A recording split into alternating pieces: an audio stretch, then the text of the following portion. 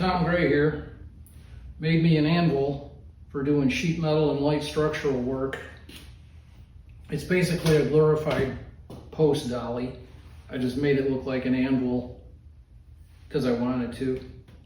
It's made from all offcuts that I had laying around. It's got 1/4 inch thick sides and ends, a 1/2 inch face and a 1/2 inch horn. The only thing I bought was the timber for the stump, which I bought from a construction site across the street from me. I just bought their offcuts. And these fancy screws to hold it together. And the lag screws to hold it down. Everything else was out of the scrap bin. We're gonna do this in 2 parts. Part 1 is gonna be the anvil. Part 2 is gonna be the post and mounting and weighing the whole thing in. Let's get to it. To get started, I made a cardboard model, corrugated cardboard to be specific, so CCAE, corrugated cardboard aided engineering. And I just use a pair of scissors and some masking tape and a utility knife and a carpenter square. And just from pictures and scaling a couple anvils that I've seen around, I just came up with this design. This anvil doesn't have a table. Table's a little piece that goes right here on most anvils. It's just got a horn, but the horn is flat. Since I'm going to be using this for planishing, I'm not going to be using this for like heavy duty blacksmithing, like making horseshoes or knives or samurai swords or anything else. It's basically for sheet metal work. The face, the so-called face of the anvil, is 12 by 4. The horn is 9 by 3.5 at the wide end, 2 inches wide at the skinny end, also made out of 1/2 inch. Everything else is going to be 1/4 inch plate or 1/4 inch angle iron. A lot of cutting, a lot of grinding, a lot of welding, a lot of sparks. Let's get to it. This radius here is the radius of a paint can, a gallon paint can. This radius here is a quart paint can. So there's also some paint can aided engineering going on here. The side profile is laid out so that it fits on a 12 by 12 piece of plate. I happen to have a couple of those laying around from a previous job. So that's how that was sized. This is 12 by 4 because I happen to have a piece of 12 by 4 1/2 inch stock.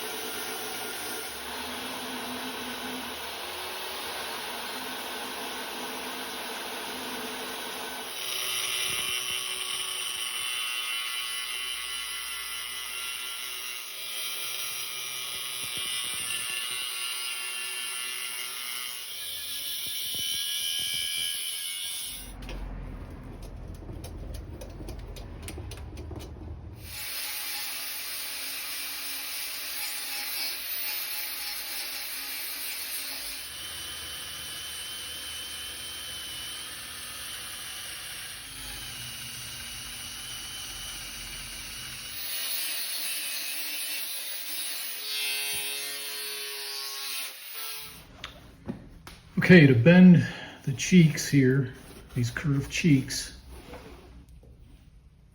I've got a big honking steel pin that I found on the train tracks clamped up with a piece of 1/4 inch plate. And all I'm going to do is take a big hammer and start whacking on this plate and just bending it over a little at a time, sneak it down in the jaws, bend it, sneak it down, bend it, sneak it down, bend it.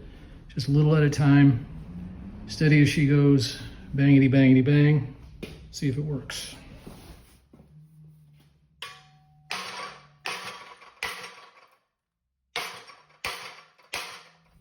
I think this might actually work better going this way.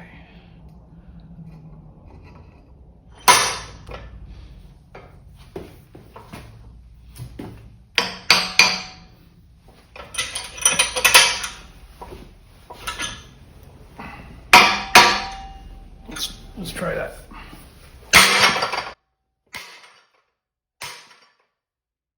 Yep, she's moving. I got a series of parallel lines drawn on here. I'm just going to index down every ½ inch or so.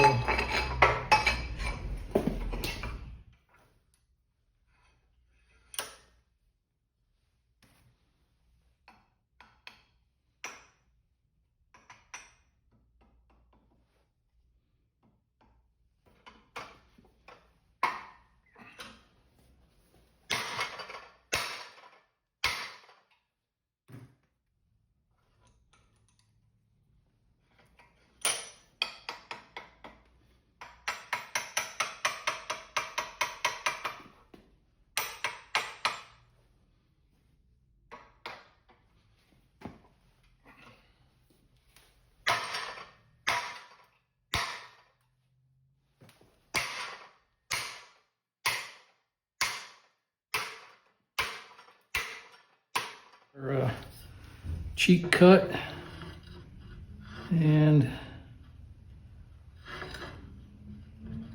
that fits just about good enough.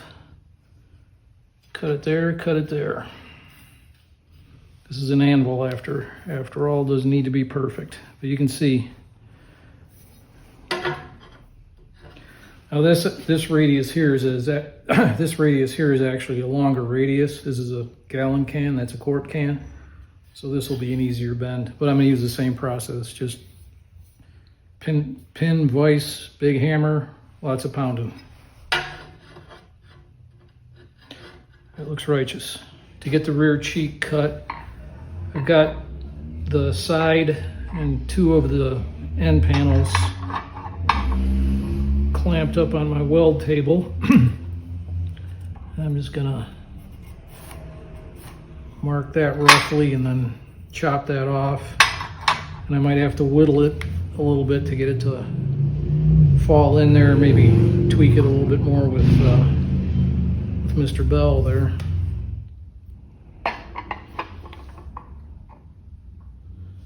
It's just about righteous. I have to grind a little bit in there, but that's okay. Considering the crude methods we're using here.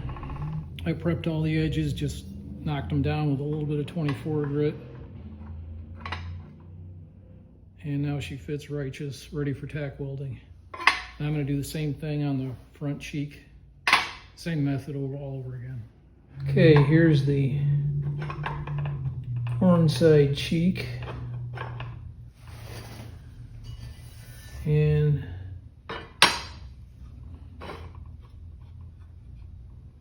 the other side.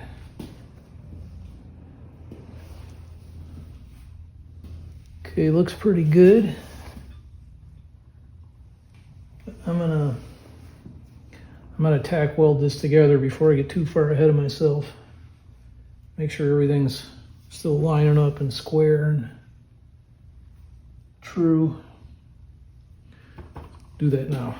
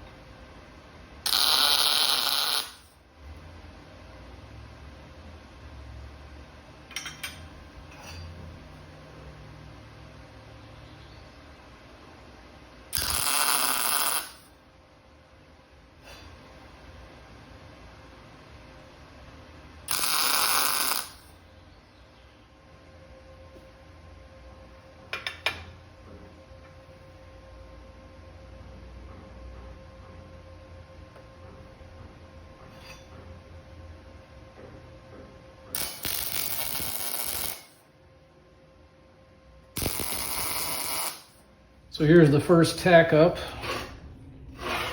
Got the base together. Tails are a little bit long, but that's okay. I can shave them off later. All right, now I'm gonna just weld up the rest of the base here on the inside. Be back at you when that's done. Here it is all welded up on the inside. You can see the heat marks. I don't know if it shows up, but you can see where I got some pretty good penetration, even with my little welder and 35 thousandths wire and CO2 gas. Even with that, it got through this heavy plate pretty good. Just had to go slow. Now I'm going to weld up the outside.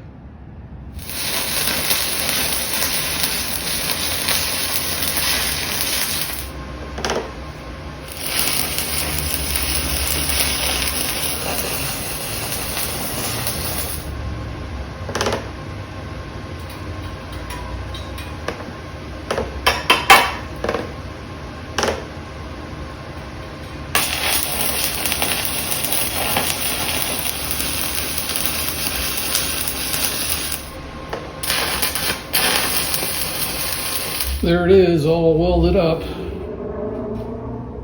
I used stick, obviously, 1/8 inch 7018, because that's what I had. And I also used the old-fashioned welding helmet because my batteries ran out on my auto darkening one. So that thing's hotter than Hades right now. I'm gonna let it cool off and then give a grind to all these welds, and then I'll have to come back, and I'm sure I missed some spots, and patch them up, and then regrind that and see how she looks.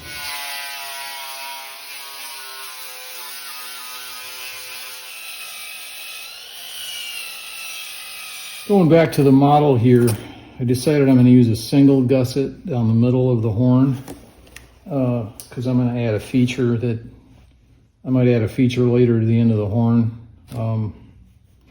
See how that works out later, maybe in a follow-up video. For now, I'm going to cut the horn out. This piece of 1/2 inch plate, piece of 1/4 inch plate, just off-cut both of them. And I'm going to do it on my little Porter cable.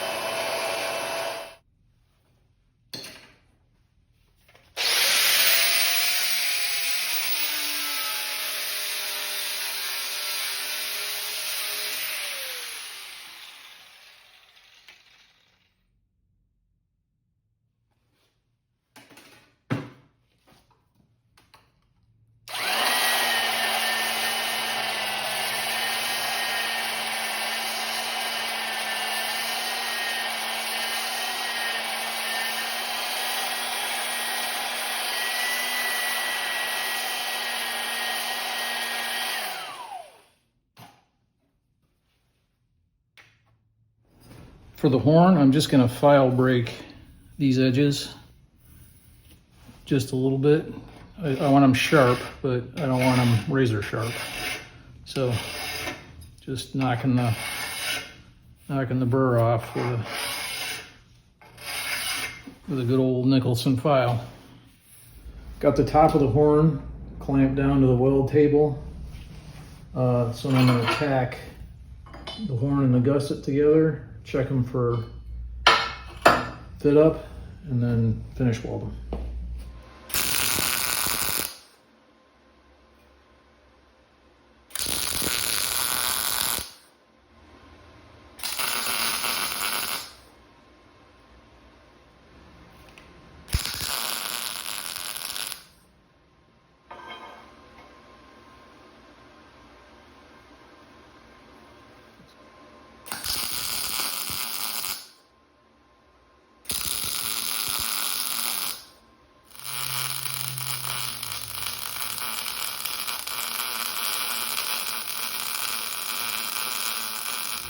There it is.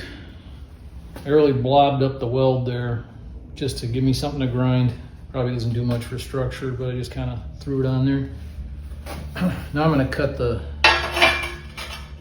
feet. For that, I've got a piece of 1¼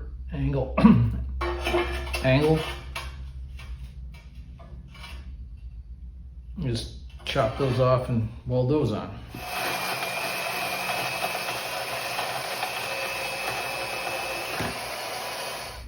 Before welding these on, I'm going to drill holes in them for mounting the anvil to the stump.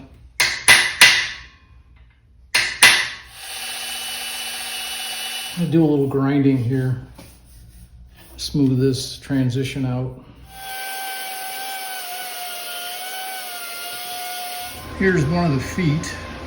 I was originally going to put them on the side, but somehow I think they look better on the end.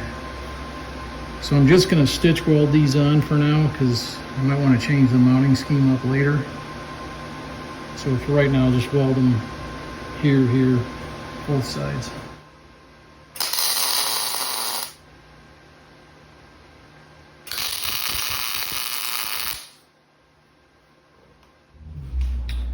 And there it is, all in one piece. Now, grinding, sanding, and sanding. And then I'll put a coat of paint on it. All right, there it is, all sanded up and grinded up. I sculpted the edges and corners a little bit, not much, it's still an anvil. I left the top and the horn, I should say the face and the horn kind of sharp on the edges. Now it's time to put a coat of paint on it.